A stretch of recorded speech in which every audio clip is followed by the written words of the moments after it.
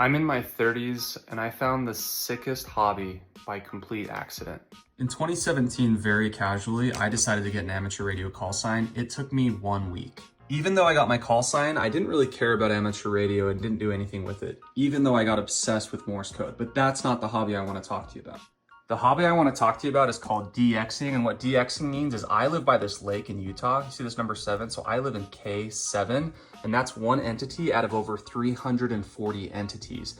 Entities, or these little prefixes that you see, they represent countries or even uninhabited islands where a radio wave could theoretically land when I bounce it off the ionosphere. So if somebody has a JT at the beginning of their call sign, that to me means, oh, they're in Mongolia. That's freaking sick. I want to talk to you.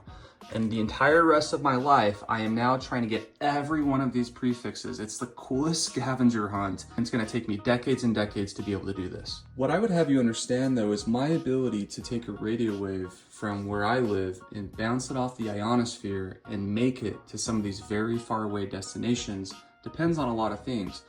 It depends on the type of radio I'm using, how much power I'm using, the quality of antenna, and then more so, what is the sun doing? What is the solar weather conditions? Is it gray line, meaning is it daylight to where I am, to where the other entity is, or is it nighttime? That'll impact the band I choose, that'll impact conditions. Now keep in mind, there's a variety of different ways to contact these entities. That's called the mode. And the mode might be your voice. You might use a microphone. You might choose to develop a cool skill like Morse code. There's a really cool guy on YouTube that does videos about that, not sure who.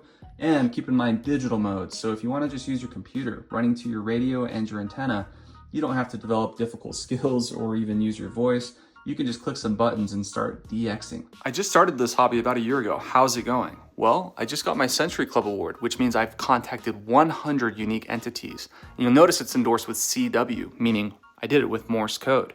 But how do I confirm those entities? Well, it actually takes 2 to tango. I don't get to just say, hey, I talked to Mongolia.